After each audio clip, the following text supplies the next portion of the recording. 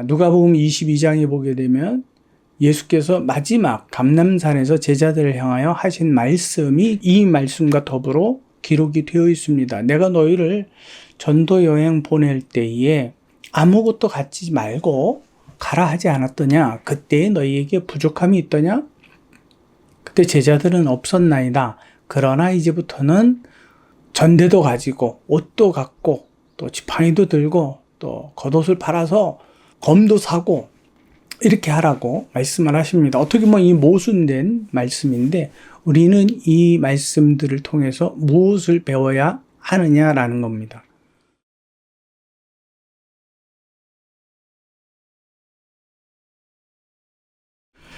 예, 주일입니다. 오늘 같이 말씀을 생각하도록 하겠습니다. 마가복음 6장 6절에서부터 13절 말씀, 제자들을 전도여행 보내신 그 말씀을 같이 나누고자 합니다. 제가 먼저 말씀을 읽도록 하겠습니다.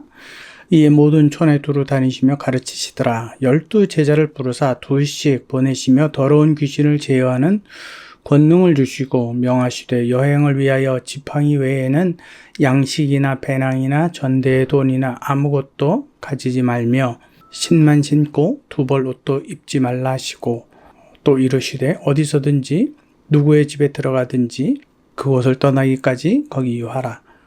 어느 곳에서든지 너희를 영접하지 아니하고 너희 말도 듣지 아니하거든 거기서 나갈 때에 발 아래 먼지를 떨어버려 그들에게 증거를 삼으라 하시니 제자들이 나가서 회개하라 전파하고 많은 귀신을 쫓아내며 많은 병자에게 기름을 발라 고치더라. 예수께서 제자들을 둘씩 전도 여행을 보내셨는데 그 부분에 대해서 조금 더 다르게 기록한 부분이 마태복음 10장 1절 그리고 5절에서부터 15절까지 말씀에 기록이 되어 있습니다. 제가 좀 빠르게 읽겠습니다. 예수께서 그 12 제자를 부르사 더러운 귀신을 쫓아내며 모든 병과 모든 악한 것을 고치는 권능을 주시니 예수께서 이 12를 보내시며 명하여 이르시되 이방인의 길로도 가지 말고 사마리아인의 고을에도 들어가지 말고 오히려 이스라엘의 집에 잃어버린 양에게로 가라. 가면서 전파하여 말하되 천국이 가까웠다 하고 병든 자를 고치며 죽은 자를 살리며 남용한 자를 깨끗하게 하며 귀신을 쫓아내되 너희가 거저받았으니 거저 주어라. 너희 전대에 금이나 은이나 동을 가지지 말며 여행을 위하여 배낭이나 두 벌 옷이나 신이나 지팡이를 가지지 말라. 이는 일꾼이 자기 먹을 것을 받는 것이 마땅함이라. 어떤 성이나 마을에 들어가든지 그 중에 합당한 자를 찾아내어 너희가 떠나기까지 거기서 머물라. 또 그 집에 들어가면서 평안을 빌라. 그 집이 이에 합당하면 너희 빈 평안이 거기에 임할 것이요 만일 합당하지 아니하면 그 평안이 너희에게 돌아올 것이라. 누구든지 너희를 영접하지도 아니하고 너희 말을 듣지도 아니하거든 그 집이나 성에서 나가 너희 발에 먼지를 떨어버리라. 내가 진실로 너희에게 이르노니 심판날에 소돔과 고모라 땅이 그 성보다 견디기 쉬우리라. 그 전도 여행의 범위가 오직 그 유대인에게 한정되어 있는 말씀을 우리는 마태복음을 통해 확인할 수 있습니다. 자, 누가복음 9장 1절에서부터 6절까지의 말씀에도 이와 동일한 부분이 기록이 되어 있습니다. 거의 마가복음하고 그 내용이 비슷합니다. 마태복음에 더 기록이 되어 있는 부분은 12 제자의 이름이 직접적으로 기록이 되어 있는 부분입니다. 오늘 이 말씀을 보면서 우리가 생각해야 되는 것은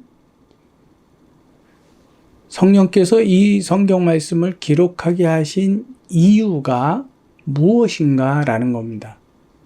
오직 누가복음에서만 70인의 제자 파송이 또 한 번 기록이 되어 있고 그 다음에 누가복음 22장에 보게 되면 예수께서 마지막 감람산에서 제자들을 향하여 하신 말씀이 이 말씀과 더불어 기록이 되어 있습니다. 내가 너희를 전도 여행 보낼 때에 아무것도 갖지 말고 가라 하지 않았더냐? 그때에 너희에게 부족함이 있더냐?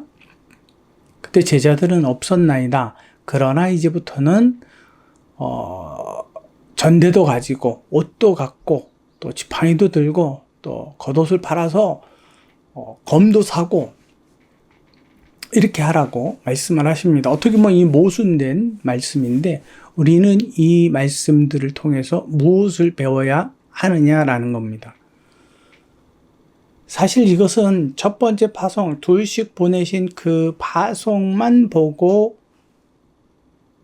그 전도 여행에 대한 내용 전체를 이해할 수는 없습니다. 누가복음에 있는 22장 말씀까지 같이 견주어서 보아야만 이게 이와 같은 말씀과 이와 같은 맥락에서 의미로 말씀하신 거구나. 우리는 바르게 이해할 수 있습니다. 제자들을 보내시면서 무엇을 주셨다고요? 여러 능력들을 주셨다고요. 근데 그 능력이라는 단어가 그 두 가지 뜻으로 쓰였는데 하나는 지위라는 단어가 있습니다. 그 지위는 뭐냐면 그 사람에게 주어진 특별한 캐릭터입니다. 그 달란트라고 볼 수 있습니다. 우리가 쉽게 이해하는 달란트.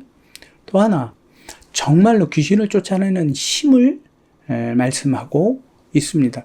예수께서 제자들 보내시기 전에 그 제자들에게 필요한 이와 같은 것들을 허락하셨습니다.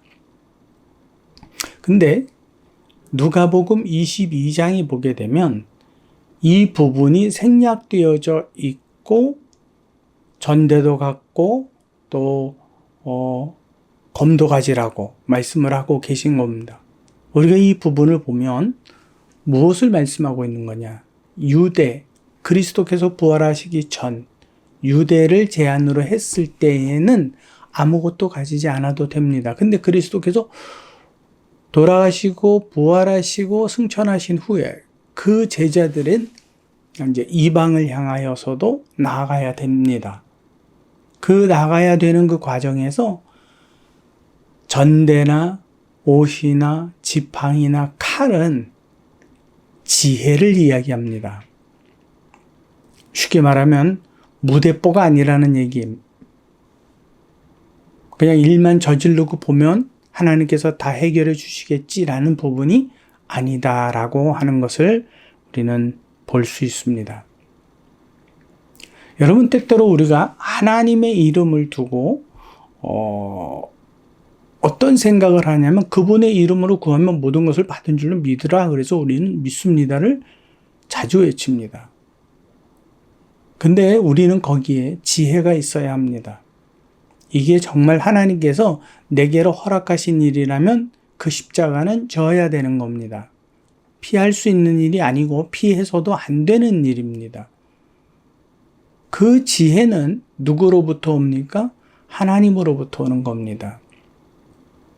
그래서 성령께서 이 말씀을 기록하게 하시며 둘씩 혼자가 아니라 둘씩 협력하여 서로가 협력하여 하나님의 뜻을 이루어 나가되 지혜로워라 라고 말씀해 주고 계신 겁니다.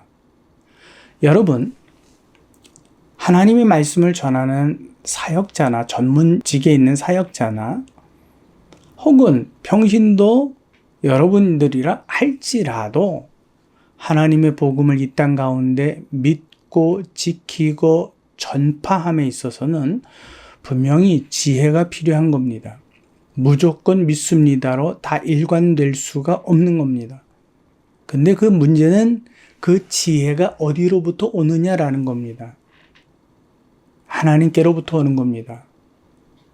그래서 하나님께로부터 그 지혜를 얻기 위해서는 하나님께 물어야 합니다. 내 상황과 내 처지에 대하여 이 일을 어떻게 할 것인지 하나님께 물어야 하고 그 하나님의 응답을 기다릴 수 있어야 합니다.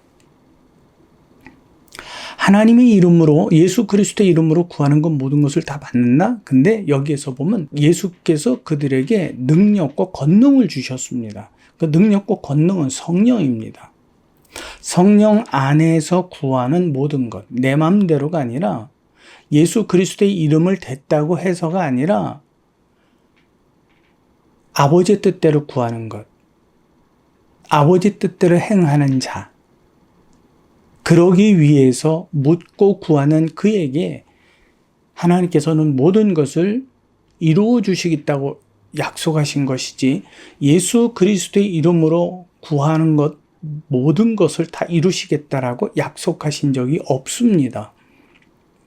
그렇기 때문에 예수 그리스도께서는 제자들을 전도 여행 보내시기 전에 능력을 그들에게 먼저 허락하신 겁니다. 그 능력 안에서 어떻게 하라고요? 하나님의 일들을 행하라고 말씀하신 겁니다.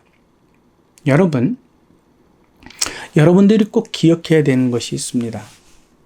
내가 섬기는 교회 혹은 신앙 안에서 멘토로 여기는 그런 사람들이 정말 성령 안에 있는 사람인가 우리는 되짚어 봐야 합니다.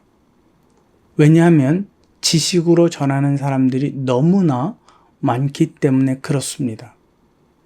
성령은 사람의 지혜와 지식을 뛰어넘는 하나님의 지혜가 되시는 분입니다.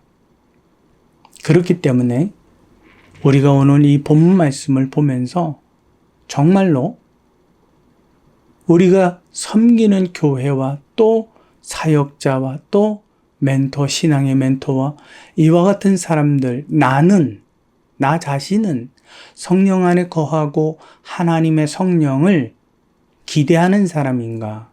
그 안에서 나는 하나님의 일을 하고 하나님의 말씀에 순종하는 사람인가? 돌이켜 봐야만 합니다. 여러분들이 예배에 참석하는 것으로 또 설교를 듣는 것만으로 혹은 내가 그리스도를 전하는 것으로 내가 하나님의 일을 한다라고 할 수가 없는 겁니다. 여러분들이 오늘 주의 말씀, 그 말씀을 기대하고 참석하는 그 예배 가운데에 하나님의 영으로 더불어서 서로 교제가 되고 교통이 되고 또 하나님의 일에 합심하는 제자들과 같이 합심하는 그래서 그리스도께서 이 땅에서 제자를 보내신 그 일이 합력하여 선을 이루는 귀한 예배의 시간이 되시기를 진심으로 소망합니다.